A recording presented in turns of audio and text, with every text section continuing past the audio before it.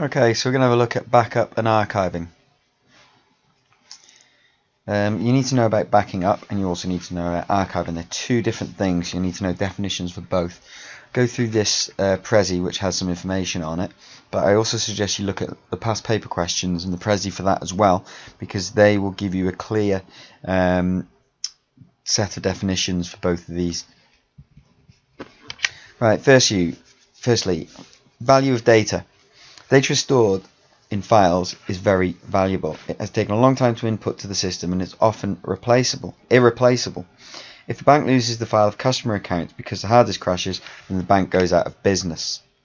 So we need to back up because of the value of data. So it makes sense to take precautions against a major disaster. The simple solution is to make a copy of the data in the file so that if the disk is destroyed, the data can be recovered. So a backup is a copy of data, a direct copy of data. In most applications, the data is so valuable it makes sense to produce more than one backup copy of a file. Some of these copies will be stored away from the computer system in case something like a fire which would destroy everything in the building. So we should have a backup and store it in a different location if we're going to keep it secure, or maybe have more than one backup. The first problem with backing up files is how often do we do it? There are no right answers, but there are wrong ones. It all depends on the application. An application that involves a file being altered on a regular basis will need to be backed up more often than one that is very rarely changed. What is the point of making another copy if it hasn't changed since the previous copy was made?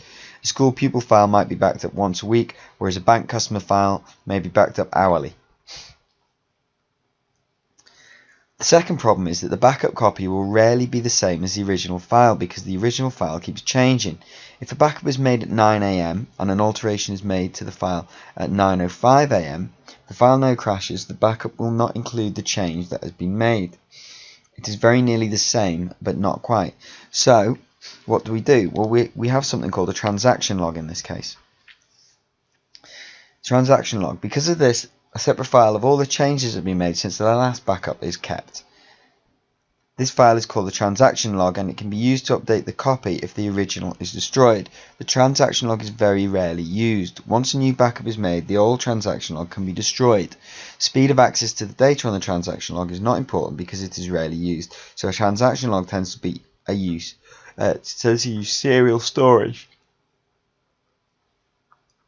This is a good example of a serial file in an examination if you get a question asking for an example of a serial file, which will tend to be in F452. So that's backup. What's archiving? Archiving is when sometimes data is no longer being used. A good example would be in a school when pupils leave at the end of their sixth form. All their data is still on the computer file of pupils, taking up valuable space. It is not sensible just to delete it. There are all sorts of reasons why the data may still be important. So, a pupil may ask for a reference. If all the data has been erased, it may make it impossible to write a sensible reference. The data is no longer needed on the file, but may be needed in the future, should be copied onto a long-term storage medium and stored away in case it is needed. This is producing an archive of the data. So we take a copy of everything, or we move everything to a different storage medium, so maybe a DVD or a external hard drive, and we have that archived away. We put that away so we don't need it and we won't use it regularly. However, if the people did come back, which might not be a regular occurrence, it might be 1 or 2 a year, then we have still got all their data on archive. Just to note, archive data is not used for retrieving the file if something goes wrong. It is used for storing little used or redundant data in case it is ever needed again. So that space on the hard drive can be freed up. So it's a way of freeing up the hard drive. It's not taking a copy, we're moving the files to a different medium. And that way, if we do need to access it, we can do. So that's backup and archiving. What we'll do now is just quickly go through some of the past paper questions from one of the books. So backup is a regular, frequent, usually at least weekly if not daily, copying of important data to an external device, which is then often removed for safekeeping. This means that the data can be restored if the original data is corrupted and damaged in any way. Whereas archiving is the regular but usually infrequent, possibly 6 months or yearly transfer and then removal from the system of data that is no longer in daily use but must be kept for legal or administrative reasons. Its main purpose is to free up space and improve the speed of access to data still in the system. So there's two definitions for backup and archiving. Let's have a look at this exam question. So the customer and order files used in an office are regularly backed up, while the data produced during operation of the manufacturing process is archived. Describe what is meant by backing up files, given a reason why the customer and order files are backed up. So if we look at the answer, you get 3 marks for it. So making a copy of data in the file and the file structure is backing up. Put it onto a portable medium.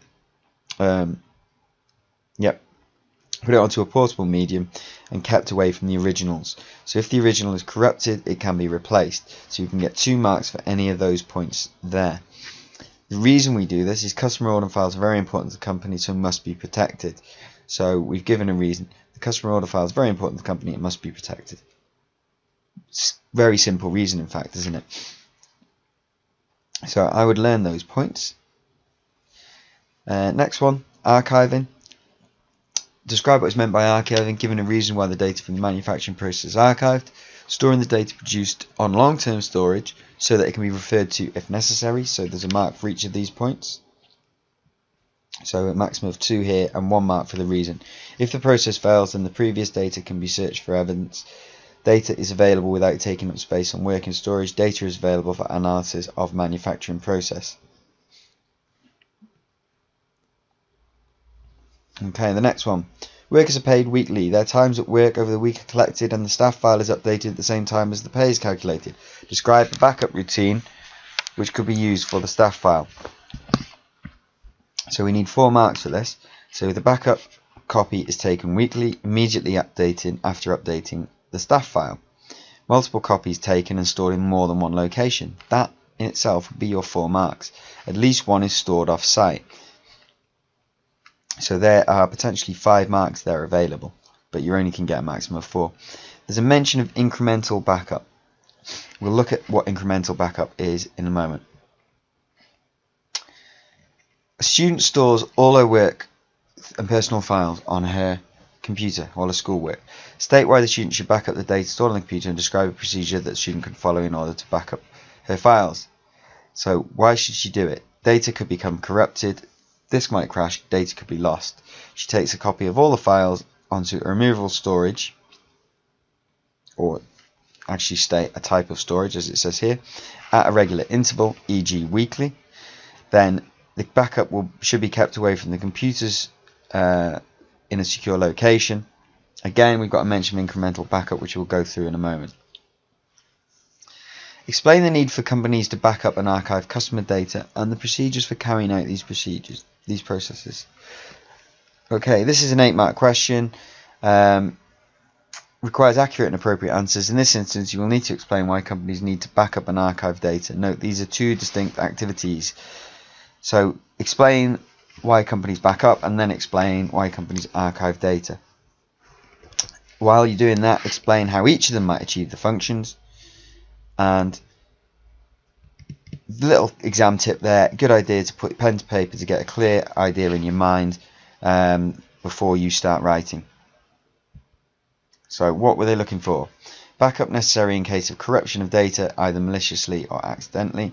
If data destroyed, then the firm will have to shut. Archives necessary to keep copy of data for future use. Frees up space for new material by removing little used or redundant data. Used by firm for mail shots the following year. Okay, just go back to the question so we can see that. So it's obviously a mailing company in this case.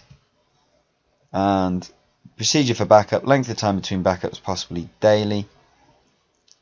Mention of medium used, mention of number of copies, so keeping them off site. Transaction log between backups, incremental backup. So talking about what we talked about before, a transaction log, which is a record of what's happened since the last backup, and then the incremental backup. A transaction log is almost like a backup of what's happened since the previous backup. At longer intervals, e.g. annually for archiving. Little used data customers who have not received their policies. Written to long-term storage, e.g. DVD-R. These customers can be removed from the current files. So there's some examples of exam questions. I'd go over that again and again. You can look at the Prezi yourselves as well if you want to. And I practice those so you have a clear idea of how to answer those questions. Let's go and have a quick look at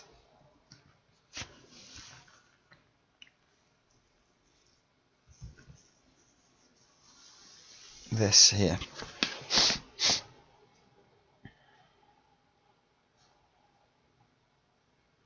When it loads.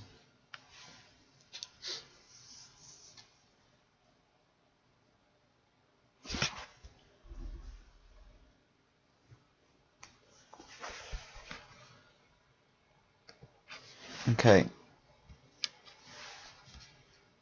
Workers paid weekly. Their times at work over the week are collected and the staff file is updated at the same time as the pay is calculated. Describe a backing up routine which could be used for the staff file.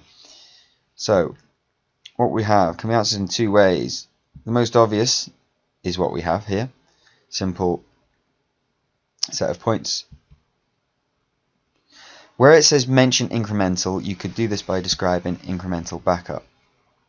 So incremental backup is the following. If you just mention incremental backup and just say an incremental backup will take place, you'll get the mark. But you might be able to get more marks as well by talking about what incremental backup is. So we've got a main disk and we've got a full backup. So the main disk has these files on and we have a full backup. The incremental backup. So changes are made. Incremental backup of all data since the last backup. So it will only back up this new file. Changes made. Incremental backup of all data since the last backup. So we've got a second incremental backup. To restore data, you need to go back to the incremental backup position for which your data would be, i.e. back to the correct backup date. If you need to restore all data, the full backup in each increment would be used to restore the data. So that's what incremental backup is. So we have this and then this. This is the same as your transaction log as well. So where we have the transaction log just records what's been done since the last backup. So we can then use the transaction log. We would have a copy of that and use that transaction log if we need to, along with the full backup.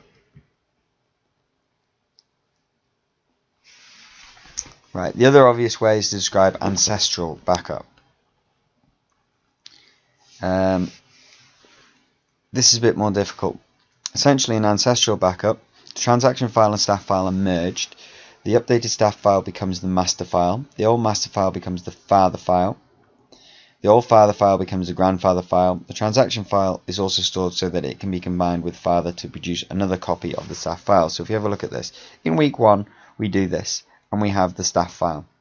At the beginning of week 1 we have a staff file and we also have a transaction file that stores all the data since the last backup. So everything that's happening is stored in here, all the transactions. At the end of week 1 the file is used to update the staff file with the wages, and so the two files are merged.